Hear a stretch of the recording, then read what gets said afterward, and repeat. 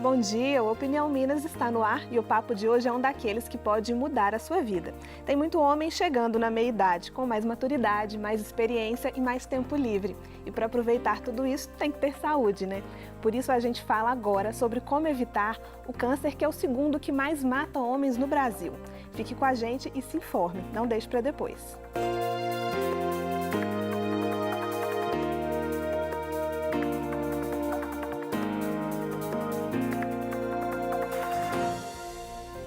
Novembro é um mês dedicado a alertar os homens sobre o câncer de próstata.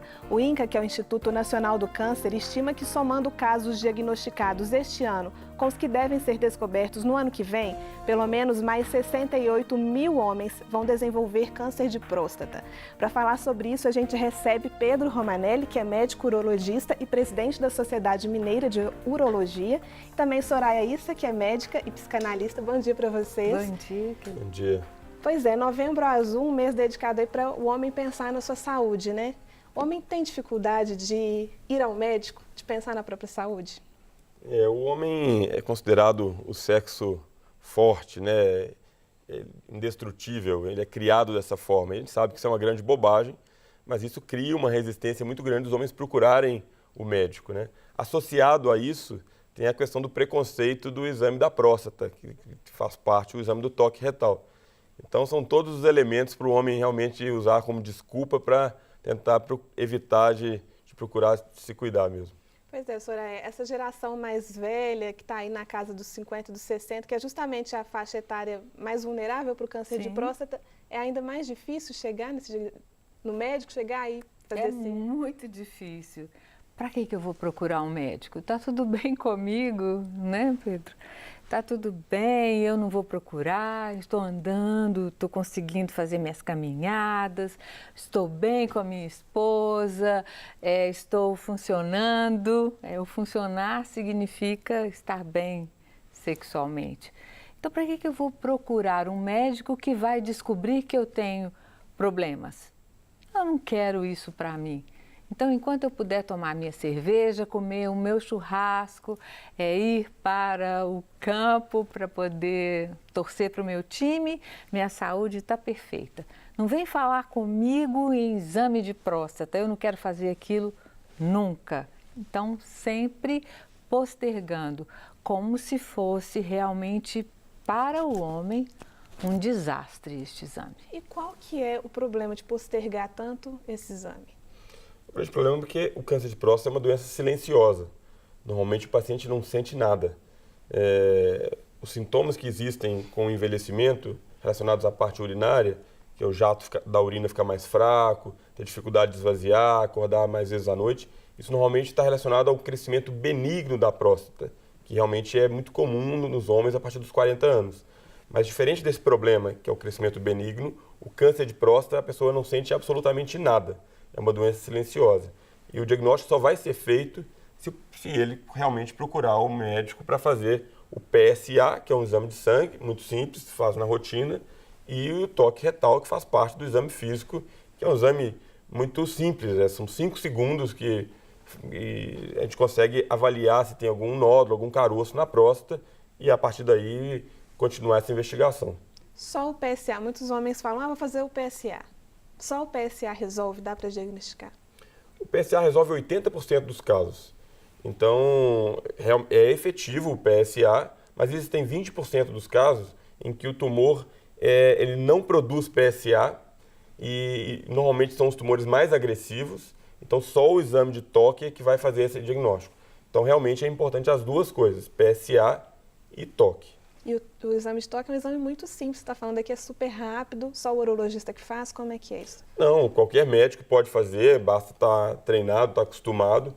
E se a gente cria um ambiente tranquilo, passa confiança para o paciente, a gente vê que isso é uma coisa muito natural, que faz parte do exame físico como um todo, né? Então não tem muito problema não, acho que a gente cria um mito em cima disso, mas igual a mulher a partir dos 12 anos, vai ao ginecologista, Sim. costuma ser examinada, isso se dá de uma forma muito natural. O homem também tem que acostumar que ele precisa procurar o médico, precisa se cuidar, porque realmente a chave do tratamento é um diagnóstico precoce. né? Soraya, tem uma barreira aí psicológica nos homens? Isso é cultural? Tem. O homem fala, eu faço PSA, dá pra gente negociar? Pede só o PSA para mim, eu não vou criar problema, eu faço exames de sangue, pode me pedir, dá para fazer um ultrassom de abdômen? Eu faço ultrassom da próstata, eu só não quero fazer o toque. O grande problema, a dificuldade é com o toque retal. Eles se sentem, às vezes eles falam, eu não quero ser estuprado.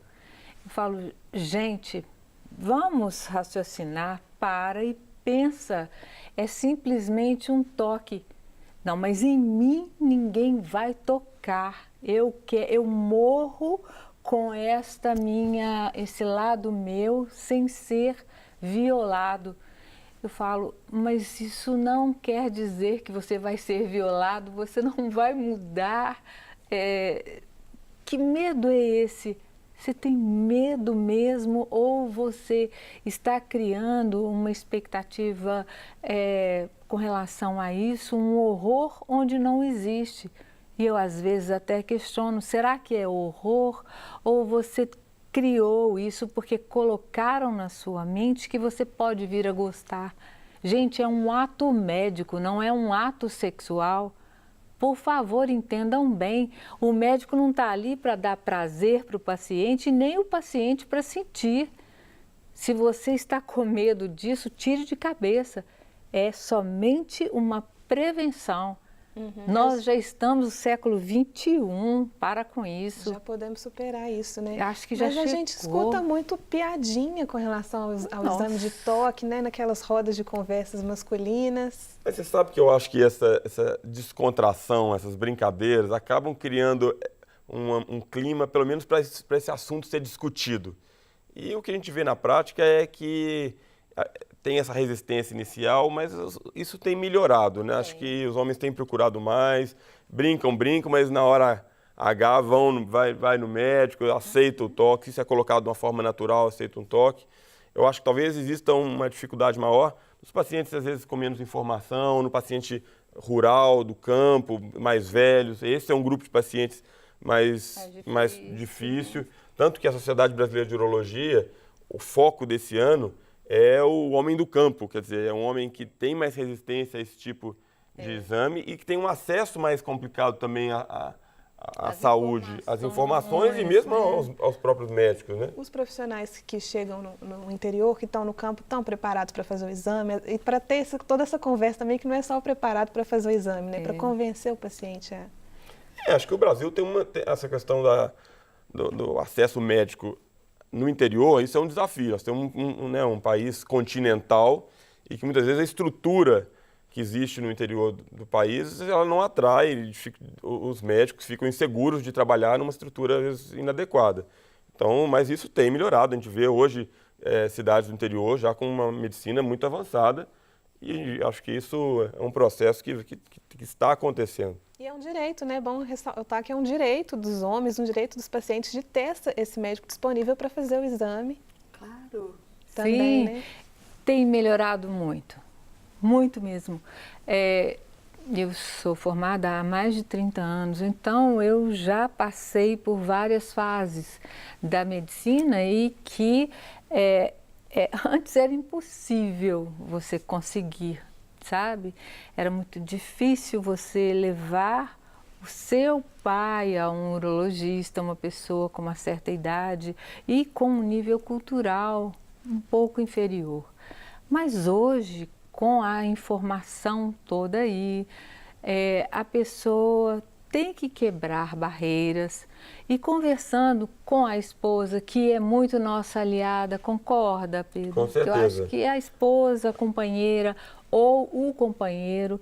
Então, a gente tem que deixar aberto, né?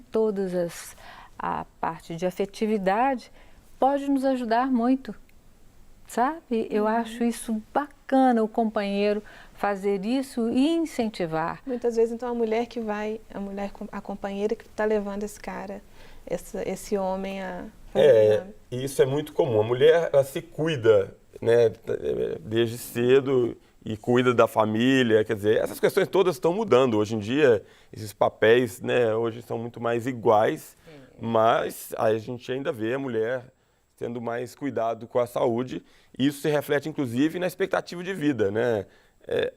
A mulher hoje no Brasil, a expectativa de vida do brasileiro é em torno de 76 anos.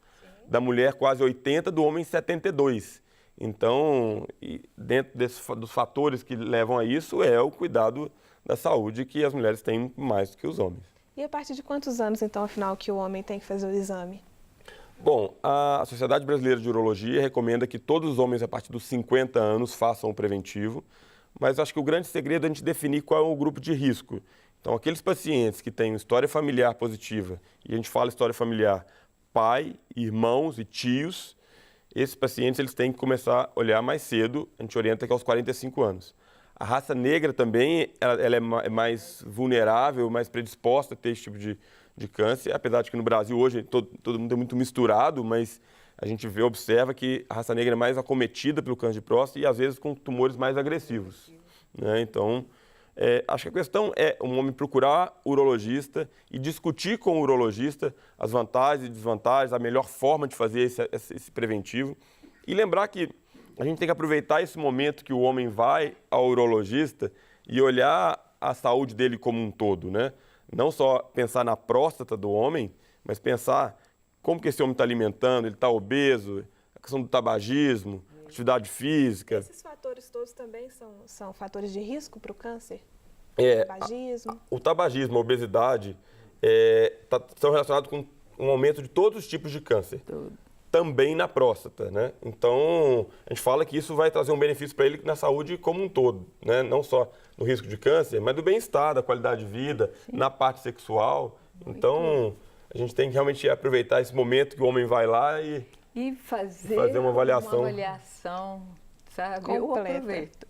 Então, o homem também pode aproveitar que tem que ir ao médico e ir já de uma vez num urologista, né? Claro, quando eles vão, né, uma vez que seja, dependendo da gravidade, né, de cada um, dos problemas de cada um. Então, vamos aproveitar o início do ano para fazermos todos os exames de laboratório, se precisar de algum controle, suponhamos, esteatose hepática, que é a gordura no fígado. O que levou aquilo? Foi só sedentarismo? Foi o uso demais de bebida alcoólica? Então, vamos fazer um ultrassom de abdômen uma vez por ano. Mas vamos aproveitar, vamos dar uma olhadinha também, vamos fazer um rastreamento na pelve, vamos olhar essa próstata. Vamos dar uma olhadinha também com o urologista e eu aproveito e faço o pedido do PSA livre, do PSA total, peço a dosagem dos hormônios também, que eu gostaria de falarmos sobre isso, porque tem muito homem que entra numa determinada fase da vida e eles falam, eu já não sou o mesmo, eu gostaria de usar hormônio. Soraya, então a gente vai falar sobre isso, também sobre sintomas, tratamento do câncer. Sim. No próximo bloco, daqui a pouquinho, a gente está de volta.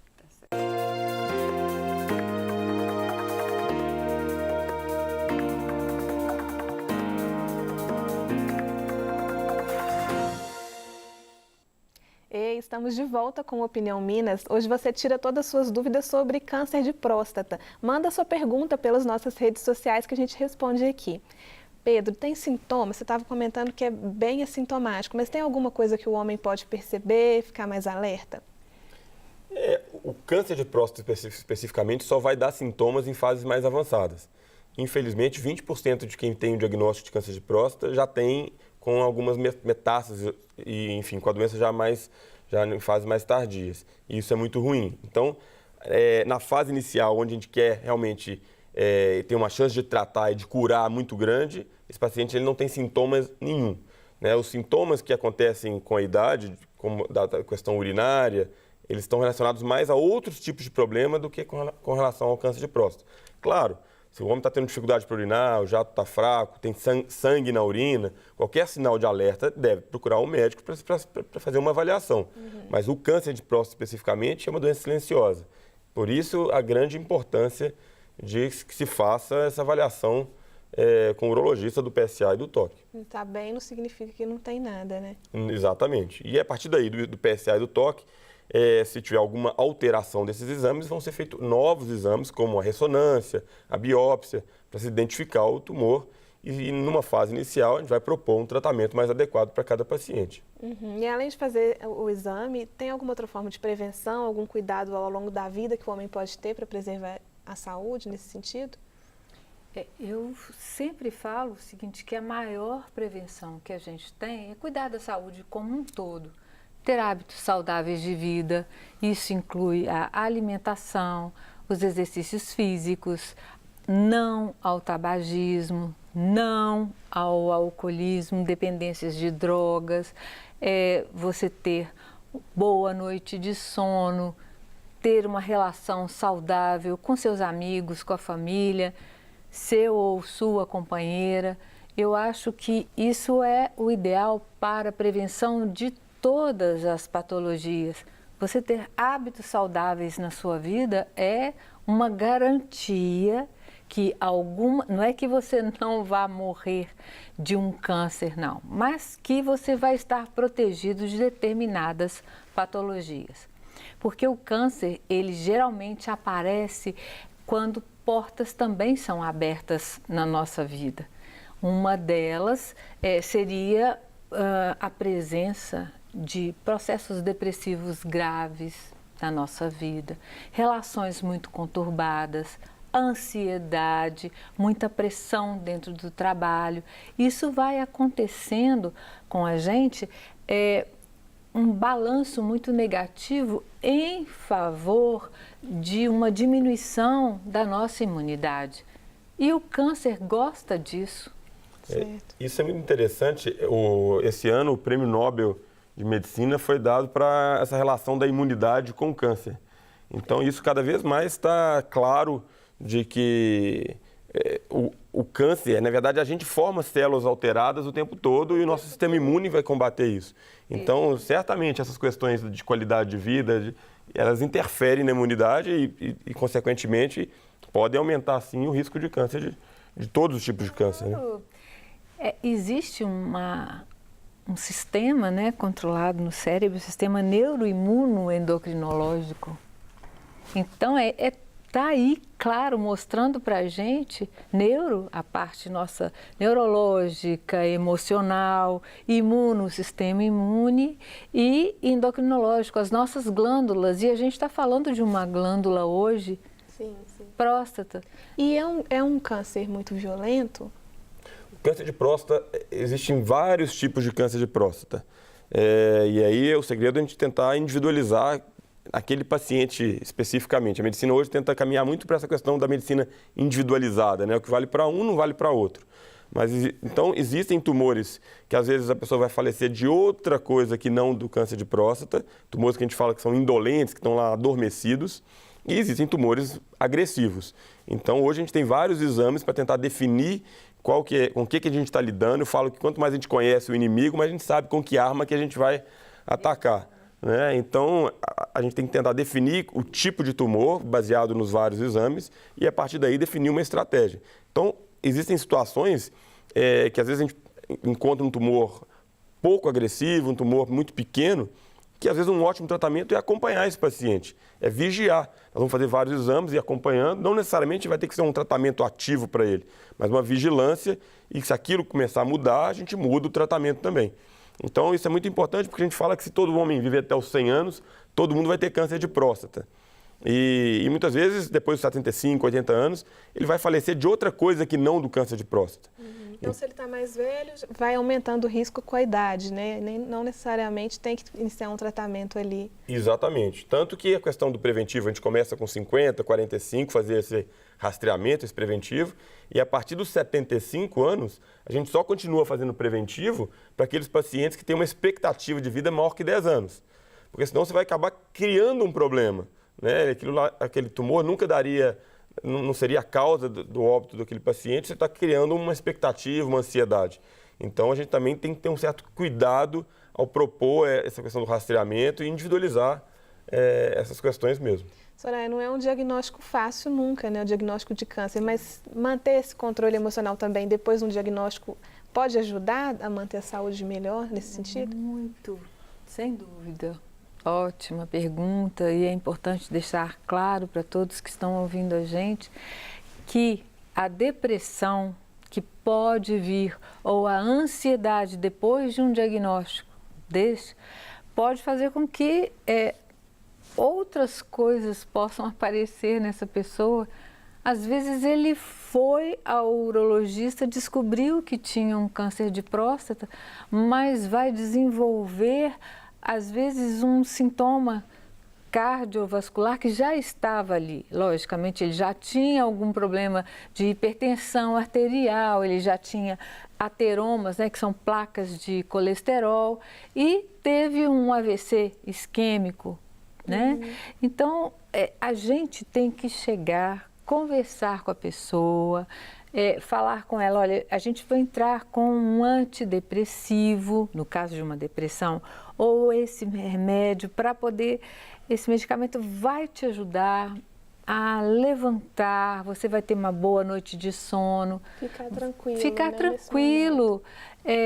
Estou à sua disposição, quero te ver uma vez por mês para a gente conversar sobre isso, para você desabafar, falar das suas dificuldades. Eu estou aqui, você sabe, a nossa equipe toda está aqui para poder te ajudar. Mostrar apoio, né? Claro. A impotência talvez seja o maior medo. Necessariamente quem tem o câncer fica impotente? Qual que é a situação aí? Não, os grandes temores do homem é a questão do tratamento do câncer de próstata, a questão da incontinência, que é a perda de urina, e da impotência, da disfunção erétil.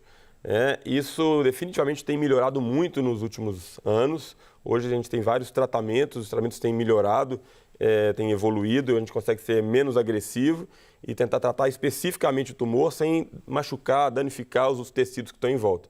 Então, a grande maioria dos pacientes que descobrem cedo, e aí é a questão da importância do preventivo, a gente consegue que esse paciente restabeleça uma vida normal, uma vida da questão do controle da urina e uma vida sexual normal.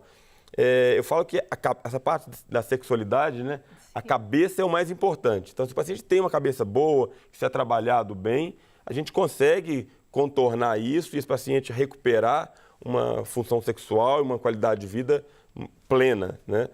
Mas é um período de paciência. É muito comum que logo depois da cirurgia isso tenha uma piora, mas isso com o tempo vai tendo uma recuperação. E a gente tem esse tratamento hoje na rede pública de saúde? Tem. Hoje, o paciente que tem um diagnóstico de câncer de próstata hoje, ele tem acesso que não é difícil à rede pública. É claro que a tecnologia começa a surgir e algumas coisas mais sofisticadas, isso aí demora um pouco a chegar. Mas o grande gargalo, talvez, na questão pública é o diagnóstico. Talvez esse acesso ao diagnóstico ainda é um desafio para chegar a todas as pessoas no interior, como a gente colocou. Mas uma vez que esse paciente tem o diagnóstico, esses caminhos, hoje a gente tem uma legislação rigorosa nesse sentido também, que garante ao paciente, e a gente vê que o sistema oferece tratamento para eles. E aí procurar um médico que passe essa confiança, né, Soraya? Essa tranquilidade, né, também. Tem que ter, sabe? E eu acho muito importante essa conversa que a gente está, né, tendo aqui agora, esse esclarecimento. E eu gostei do que você disse. Isso é um carinho para nós que cuidamos do emocional, falar que a cabeça, ela comanda tudo. Mas é verdade. O emocional de uma pessoa é por ali que a gente consegue muitas coisas. O convencer o outro, levar e mostrar o outro, tem condição de você se submeter a um tratamento e ter cura. Isso aqui não é uma palavra jogada ao vento que você acha que é só um conto de fadas, não. Existe sim, tem pessoas que são curadas e hoje muito mais. Hoje 90% de quem tem diagnóstico precoce consegue ter cura. Né? E acompanhar essas histórias pode ser positivo, né? Certamente, ouvir de um amigo. E acho que a questão também, a tecnologia vem surgindo e várias possibilidades de tratamento novos, cirurgia robótica, enfim, outras coisas, mas associar isso a essa questão humana, esse apoio, acho que esse é o nosso grande desafio atualmente, né? A gente unir a tecnologia com esse cuidado, né? E a gente vê, às vezes, o paciente enfrentando bravamente aquela situação naquele momento, mas a gente tem que estar atento que depois, às vezes, que passa aquele momento mais difícil, vem, às vezes, um quadro depressivo, então a gente tem que estar próximo, tem que ter cuidado. Mas, ao mesmo tempo, às vezes, as pessoas tomam um susto na vida, como, às vezes, um diagnóstico desse, mas isso serve para poder fazer algumas mudanças e depois acaba tendo uma qualidade de vida melhor do que ele tinha antes, né? Então, a gente vê, muitas vezes, essas histórias marcarem a vida mesmo. Começa a refletir, né, sobre a vida, pensar em outras coisas também. Sim. A gente vai falar também do tratamento, né? O que a gente tem de novidade, como é que é isso. A gente vai só chamar um intervalo, daqui a pouquinho estamos de volta.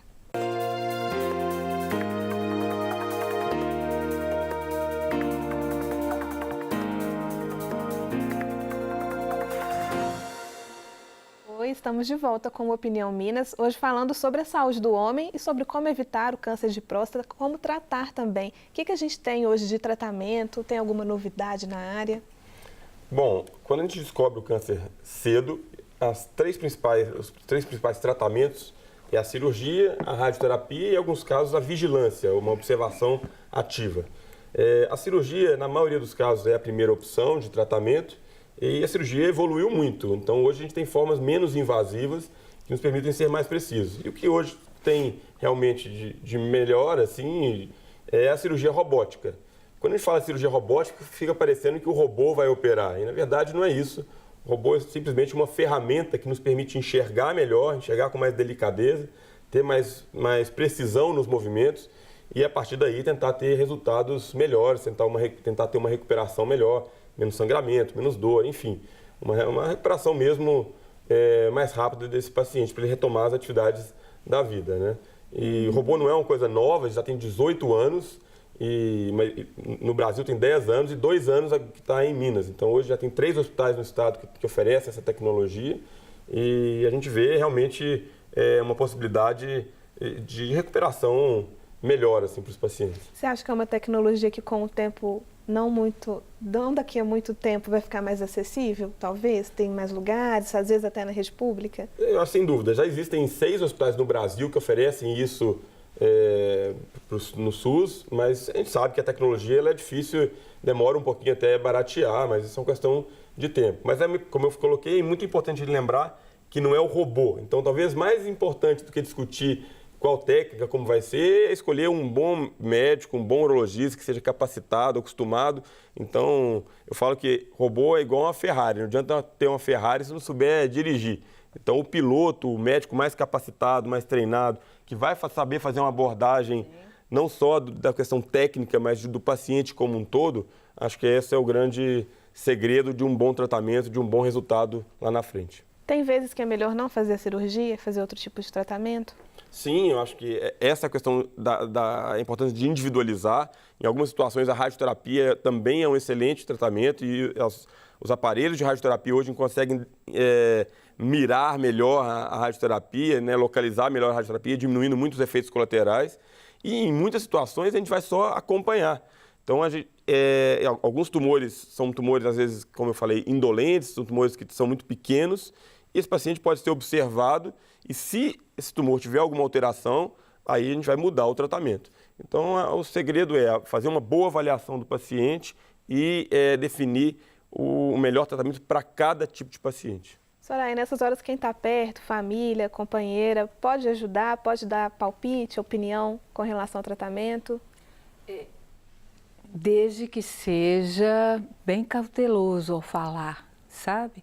Porque existem algumas colocações que não são muito do nosso agrado. Por exemplo, se fosse você, eu não continuaria com este remédio, não, seu cabelo está caindo todo, você está ficando muito pálido, você já não está ficando, você está ficando triste. Quem sabe é melhor procurar um outro médico. Então, se foi procurado, por exemplo, doutor Pedro, ele foi procurado por uma boa indicação. Se foi estabelecida uma boa relação médico-paciente, foi definido o resultado, definido o diagnóstico, e o resultado está caminhando dentro daquilo que ele esperava como médico, então tirem as dúvidas com ele. Se eu entrar neste trabalho será como um suporte para ajudar o paciente, para também tirar as dúvidas, para dar um suporte para ele sob o ponto de vista emocional. Seria para tirá-lo da depressão, para ajudá-lo a enxergar a vida de uma forma melhor, porque isso tudo colabora. E principalmente para ajudá-lo a tirar de cabeça qualquer tipo de terapia de reposição hormonal. Pois é, você queria fazer um alerta nesse sentido, parece que está na moda, né? Muito sobre isso e que é uma preocupação muito grande que eu tenho, não só minha, doutor Pedro também, é essa turma que vai para a academia. É lógico que não são todos os médicos que vão fazer isso, mas existe uma turma grande que prescreve os hormônios injetáveis.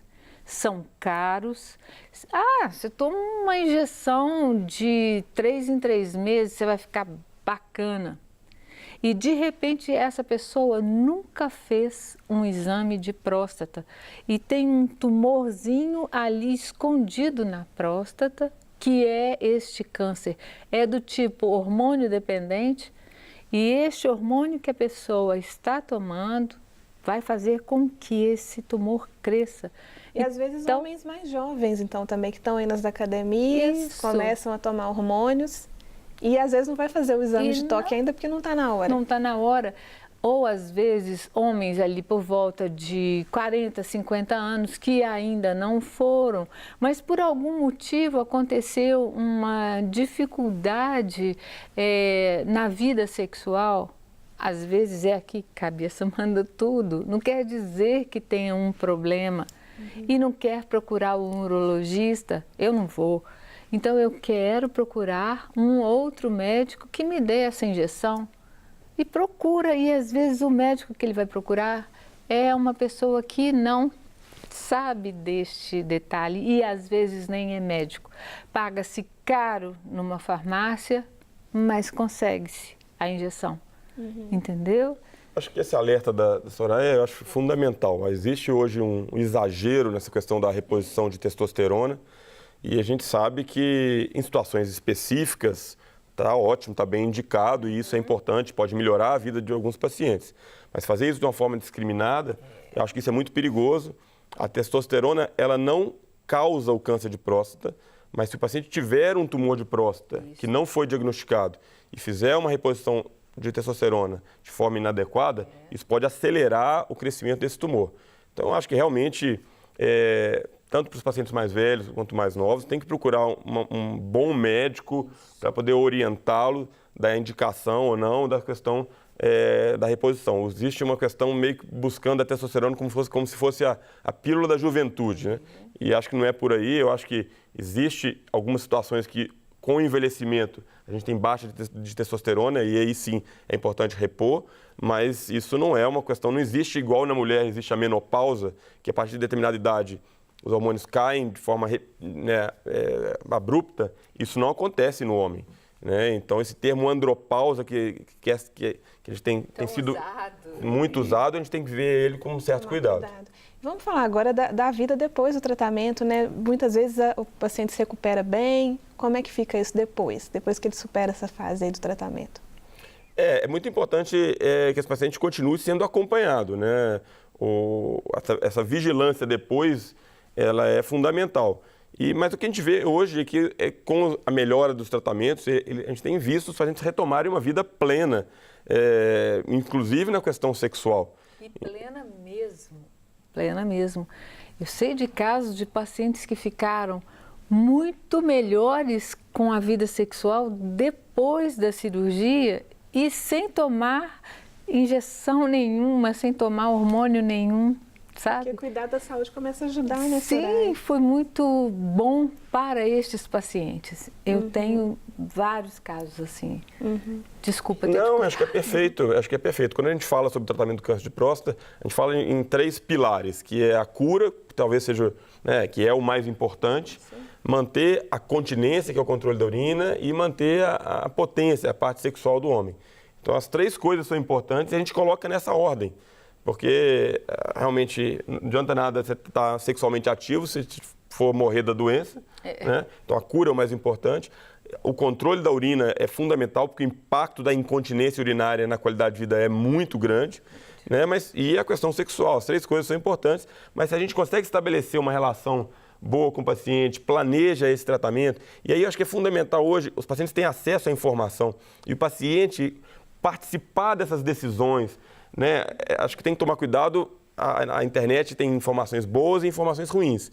Mas a gente conseguir selecionar essa informação e o paciente ativamente participar, entender melhor do tratamento, entender melhor do risco-benefício e participar dessa decisão, eu acho que isso é uma questão que tem acontecido hoje e que é muito bom. Importante, né? Gente, muito obrigada pelos esclarecimentos, foi ótimo. A gente vai ter que encerrar, nosso tempo acabou, mas bom, o recado está dado, fazer os exames, ficar sempre atento, né? Para ter uma vida ativa. Obrigada pela sua companhia, a gente volta amanhã. Um bom dia para você.